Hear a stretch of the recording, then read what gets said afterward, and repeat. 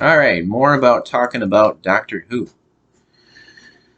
So, yeah, I really love the Doctor Who theme song and the tunnel effect during the credits. Very appealing.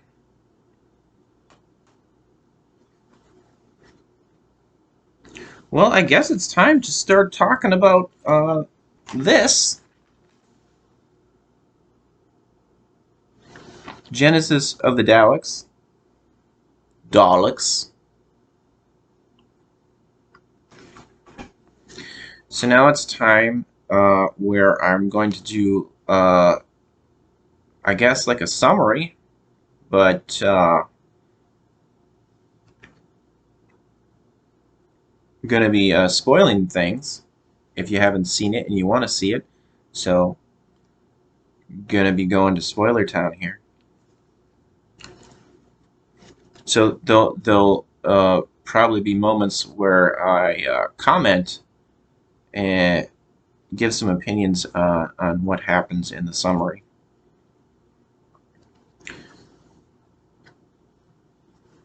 So just want to do a little reminiscing here and describe the scenes in the movie. The majority of the scenes, especially want to do the scenes, retell the scenes that I enjoyed in Genesis of the Daleks. Just describing the main points, I guess.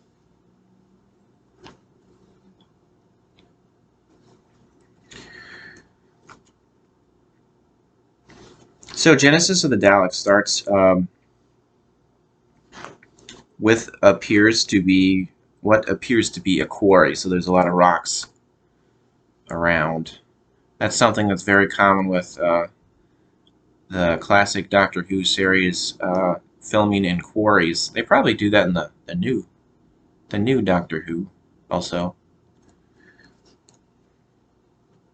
So classic Doctor Who, they're known for filming in quarries, which is supposed to be representing another planet, and filming in corridors a lot. Running around in corridors, halls. So Genesis of the Daleks starts off in a quarry, but it's another planet. So it's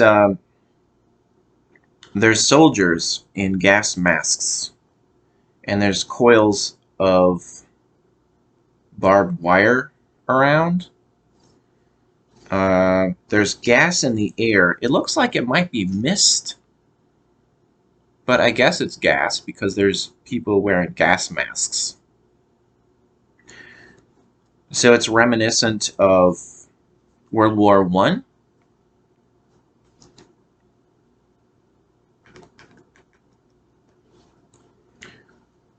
They're shooting each other with machine guns. So there's a lot of people, little bit of violence at this point. It's actually slow motion of someone being shot and they're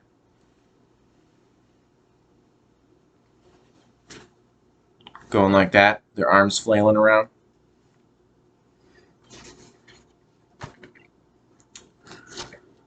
Okay, so and then not where the people are getting shot, in another location. We see, but it's in on the same planet. We see the Doctor meeting a Time Lord. So one of the Doctor's people from Gallifrey. The Doctor is a Time Lord. So this is one of the aristocratic people from his planet. One of the people that are in charge on his planet of the Time Lords. Okay, so they're on Skaro. This is the planet of the Daleks, where they originated. And the Time Lord wants the Doctor to do something for him. The Doctor says, "I won't do it. Whatever it is, I refuse." Then the Time Lord says, "Daleks." The Doctor says, "Daleks? Tell me more." That's a little bit. So that's a little humorous, the way that was delivered, I think. The Time Lord wants the Doctor to either prevent the Daleks from being created or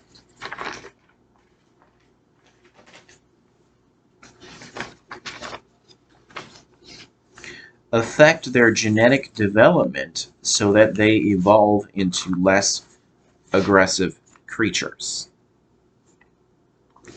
Alternatively, if you learn enough about their way, alternatively, if you learn enough about their very beginnings, you might discover some inherent weakness, says the Time Lord to the Doctor. The Doctor agrees to the mission. The Time Lord gives the Doctor a time ring. So this is kind of funny because it looks more like a bracelet because it's large enough to fit on a wrist, not on a finger. So it's more of a time bracelet, but it's called the time ring. So the time ring will return the Doctor to the TARDIS when he's finished the mission. The Doctor's companions appear on Skaro after the Time Lord disappears. Sarah Jane and Harry. There's some artillery being fired nearby. They discover a body.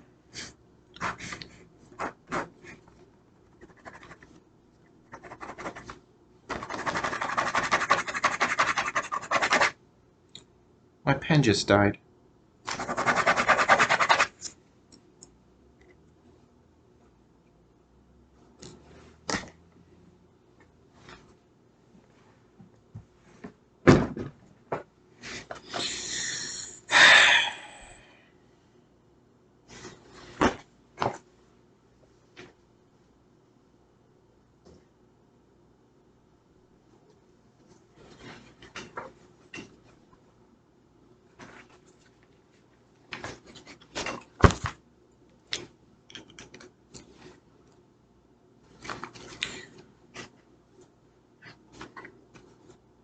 Okay, so the Doctor and his companions discover a body. It's one of the soldiers that were shot in battle. So the Doctor notices that there's sentries between the technology of two weapons near the body. Sarah Jane and Harry notice a radiation detector and gas mask on the body. The Doctor says it's like finding remains of a Stone Age man with a transistor radio. The Doctor realizes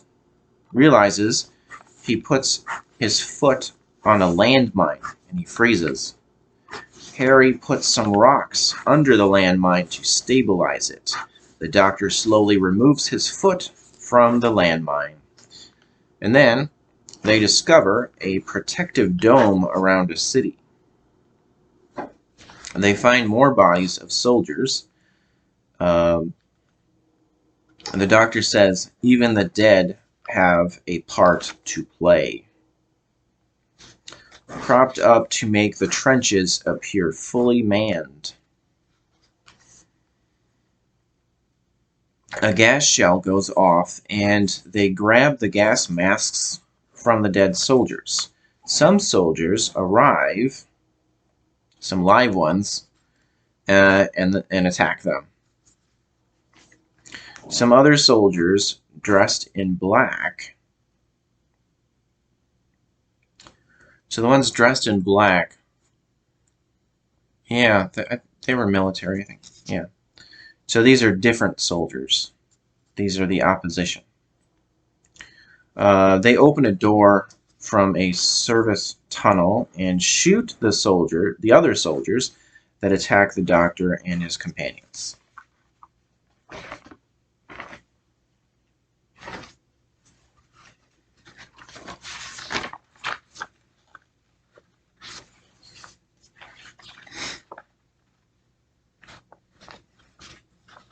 The soldiers dressed in black take the doctor and Harry and bring them into the service tunnel, but leave Sarah outside because they believe she's dead.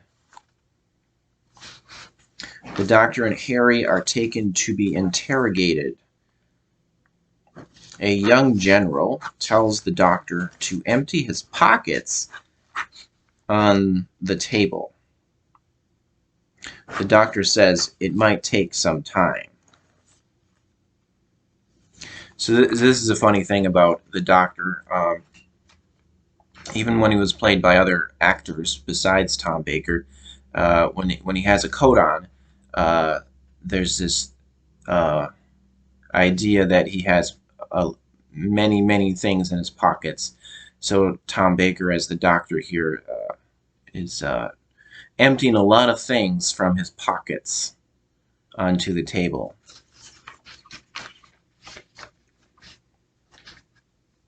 One of them was probably a bag of jelly babies. So that was another thing that was common with Tom Baker's Doctor Who was when he would offer jelly babies to randomly to people in the show Doctor Who, which was sometimes funny because sometimes the reaction was irritation. And I think one time when he offered jelly babies to someone, they got angry and they knocked him out of his hand. Jelly babies, which sounds weird, but I'm pretty sure they're like jelly beans. So those, like, I guess jelly babies is like a British name for jelly beans.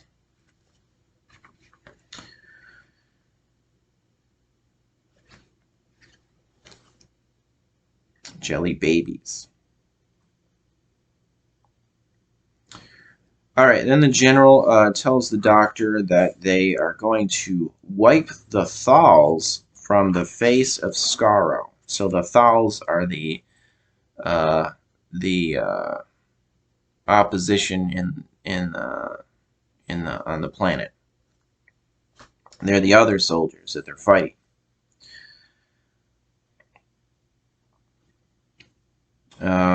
He goes on to say, our battle cry will be total extermination of the thals. So kind of giving off a similarity to Nazis here, talking about exterminating a whole group of people.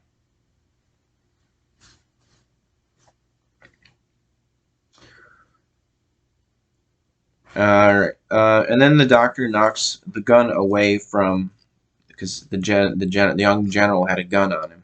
So the doctor knocks the gun away from the general, and it falls into Harry's hands.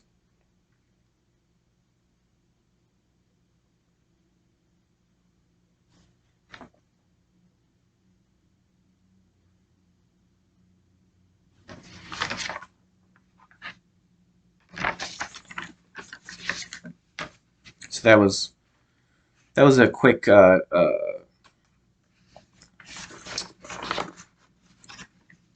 change of events where the doctor just quickly takes control. I guess because the general is young, he was able to do that so easily. Young and experienced general, so he quickly took control of the situation. The doctor did.